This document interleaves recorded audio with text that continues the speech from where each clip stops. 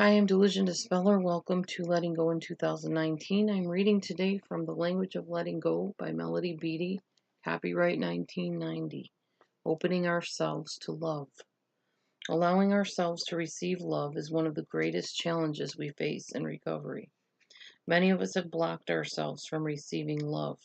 We may have lived with people who used love to control us. They would be there for us, but at the high price of our freedom. Love was given or withheld to control us and have power over us. It was not safe for us to receive love from these people. We may have gotten accustomed to not receiving love, not acknowledging our need for love, because we lived with people who had no real love to give. At some point in recovery, we acknowledge that we too want and need to be loved. We may feel awkward with this need. Where do we go with it? What do we do? Who can give us love? How can we determine who is safe and who isn't?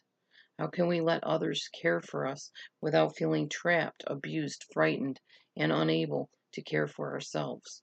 We will learn. The starting point is surrender to our desire to be loved, our need to be nurtured and loved. We will grow confident in our ability to take care of ourselves with people. We will feel safe enough to let people care for us. We will grow to trust our ability to choose people who are safe and who can give us love. We may need to get angry first, angry that our needs have not been met. Later, we can become grateful to those people who have shown us what we don't want, the ones who have assisted us in the process of believing we deserve love, and the ones who come into our life to love us. We are opening up like flowers. Sometimes it hurts as the petals push open. Be glad. Our heart is opening up to the love that is and will continue to be there for us. Surrender to the love that is there for us, to the love that people, the universe, and God send our way. Surrender to love without allowing people to control us or keep us from caring for ourselves.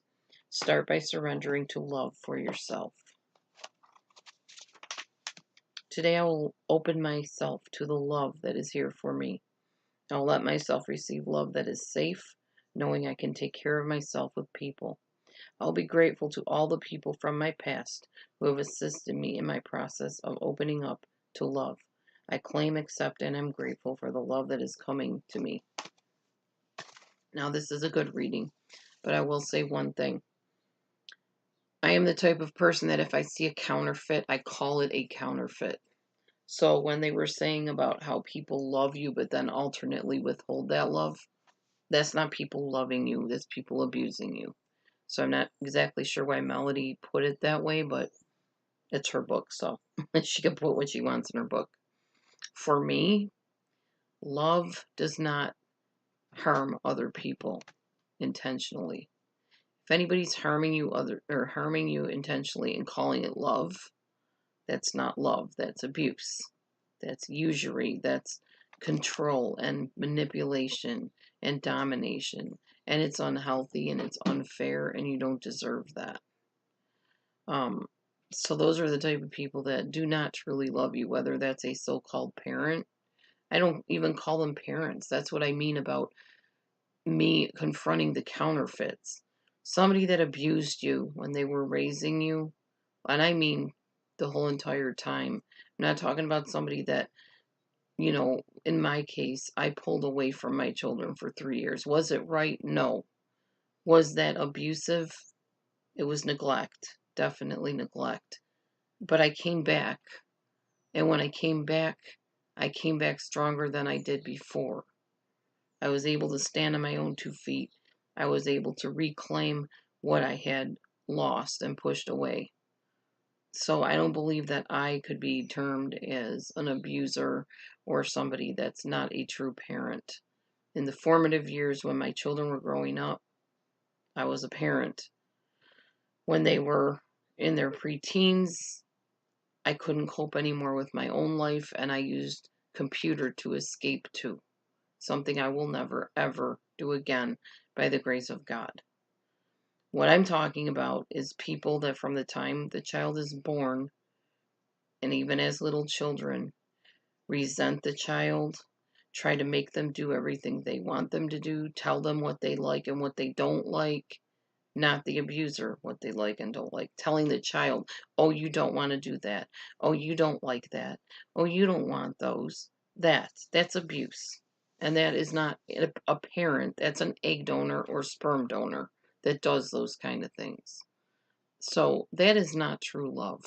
And as a child, you need true love. You need someone that's going to allow you to make your own choices as long as they're not harmful and dangerous. Someone that's not going to tell you how you think about things. Just because you're a child does not mean you don't have a brain in your head. Someone that's not going to expect you to make them look good and shine. That is a narcissistic egg donor or sperm donor. So there's also counterfeit loves. There's lust. That's not love. They moved in together and now they're cohabitating. That's lust. That's not love.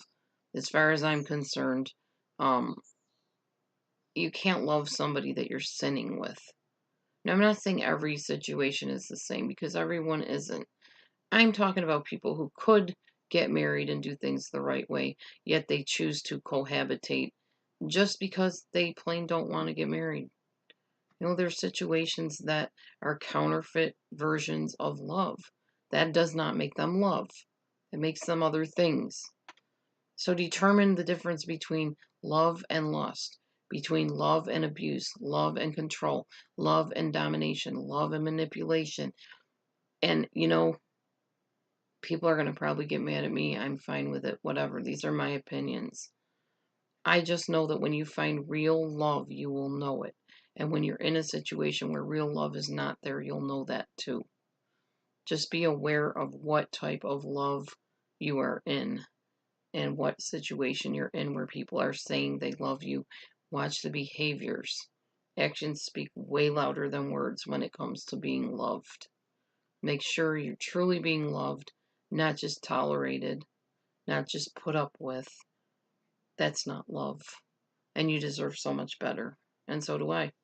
Have a great day, and we'll see you on the next Letting Go in 2019. God bless.